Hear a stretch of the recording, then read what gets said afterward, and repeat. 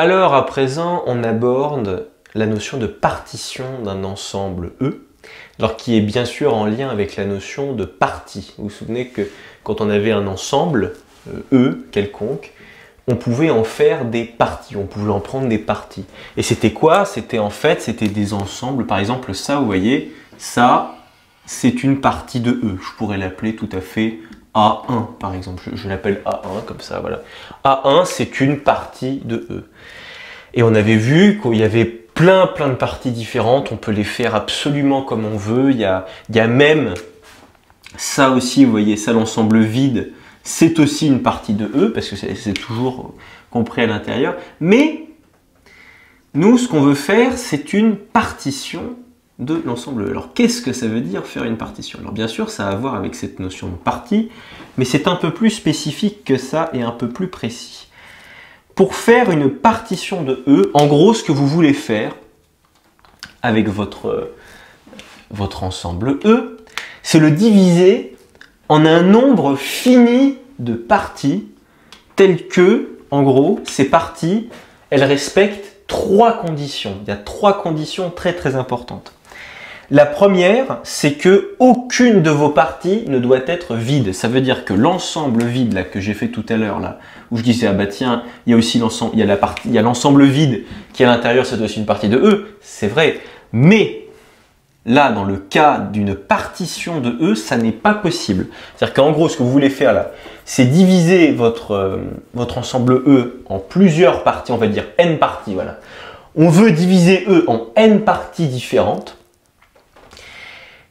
Mais ces parties-là, elles doivent répondre à trois critères spécifiques. Et le premier critère, donc, comme je disais, c'est que, donc, si on va prendre, par exemple, on disait n parties différentes. Le premier critère, donc, pour tout cas qui appartient à un n, AK doit être différent de 0. Ça veut dire quoi, ça? De n'importe quoi. La pire faute que vous puissiez voir doit être différente de l'ensemble vide. Ça, alors attendez que je... Oui, c'est bon. Alors ça veut dire quoi? Les AK, ça va être le nom de toutes mes parties que je vais prendre. Alors d'ailleurs, dans le cas d'une partition, on appelle ça des classes. C'est-à-dire qu'en gros, là, si vous voulez, je vais faire un dessin. Là, je vais avoir A1. Là, je vais avoir A2. Là, je vais me prendre A3. Là, on va prendre A4. Là, je vais avoir A5, prendre A6 ici, et A7, qui est ce qui me reste ici. Alors, vous voyez, pour tout cas qui appartient à un n, ici j'ai pris n qui est égal à 7, eh bien, je n'ai aucune partie qui est vide. Il y a toujours au moins un élément dans chacune de mes parties. Donc ça, c'est le premier critère pour les classes, parce qu'en fait, A1, A2, A3, A4, jusqu'à A7, certes, ce sont des parties, mais dans le cas d'une partition, on appelle ça des classes. On appelle ça des classes. Parce qu'elles répondent à ces trois critères qui sont spécifiques et c'est pour ça qu'elles portent ce nom-là.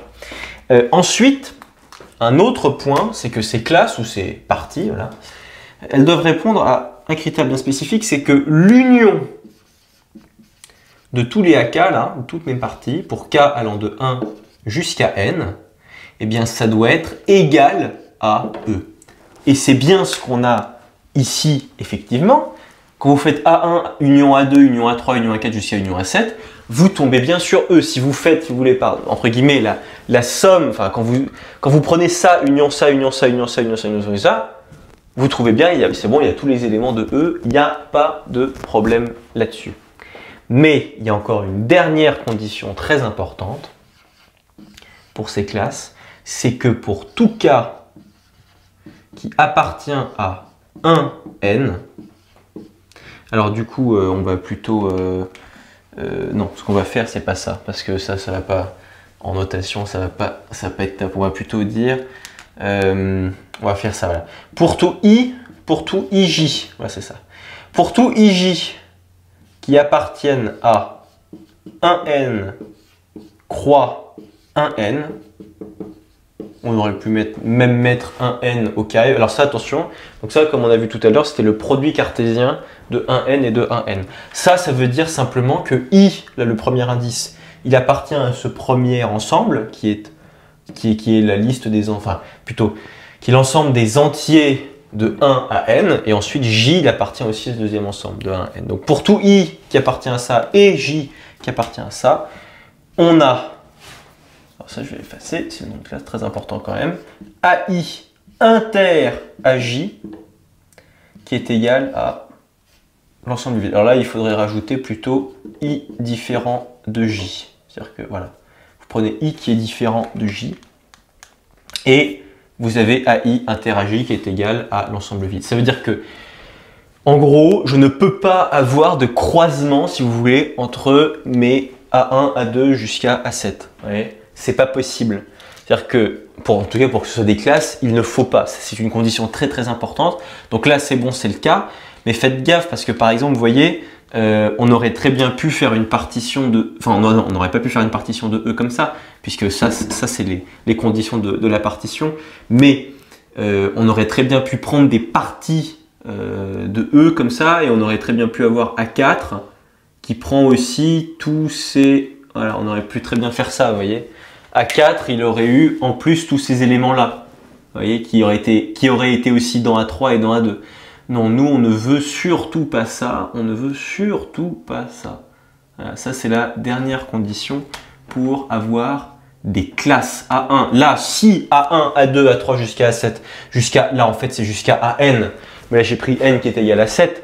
Si tous ces ensembles, respectent ces trois conditions, alors seulement, alors l'ensemble, c'est un ensemble, l'ensemble A1, A2, A3, et comme ça jusqu'à AN, donc ça veut dire A1, ici j'ai pris N égale à 7, 1, A1, 2, A1, forme une partition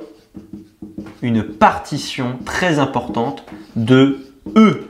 Bon, ici parce que j'ai appelé mon ensemble E. Attention, ça n'est pas du tout la partition, c'est une partition particulière. Parce que vous êtes d'accord avec moi, j'espère que vous pouvez faire beaucoup plus de partitions que celle que j'ai faite ici de E. On aurait très bien pu prendre on aurait très bien pu prendre un A1 qui prend juste cet élément-là. A2, il aurait pris ça, on aurait pu faire, et on aurait même pu prendre des singlotons. Un singleton, c'est un ensemble qui contient un seul élément. Donc là, on aurait juste A1, A2, et on aurait eu beaucoup plus d'ensembles. Donc voilà. Là, tout cet ensemble, c'est une partition de E. Mais pour ça, il faut que chacun de ces ensembles, donc qui deviennent des classes, là, tout ça, là, A1, A2, A3, jusqu'à AN, ce sont des classes très importantes, qui sont, alors ce sont des parties de E, okay, mais qui répondent à ces trois critères, et ces trois critères, s'ils sont respectés, si et seulement s'ils sont respectés, alors ça donne à ces ensembles le statut de classe. Ces parties deviennent des classes. Alors une notion importante en vocabulaire, ça, AI interagit donne l'ensemble vide, ça veut dire que les AI et les AJ sont disjoints. Et on le voit bien, on comprend ce que ça signifie ici, disjoints. Okay. Les AI et les AJ sont disjoints. Et ça recouvre, ou plutôt ça fait écho à une notion, un terme très important qu'on verra en probabilité, c'est le terme d'incompatibilité. Parce que vous allez voir qu'en fait, ça, si jamais AI et AJ sont disjoints, alors si vous prenez la probabilité de AI et de AJ, vous allez trouver 0. Parce que AI et AJ sont incompatibles. Une notion d'ailleurs qui est totalement, qui n'est pas du tout la même que celle d'indépendance. Ça, il y a un nombre de confusions terribles entre indépendance et incompatibilité, alors que ce sont deux notions qui justement sont indépendantes. Elles n'ont rien à voir l'une avec l'autre, comme on le verra. Allez, c'est parti pour la suite.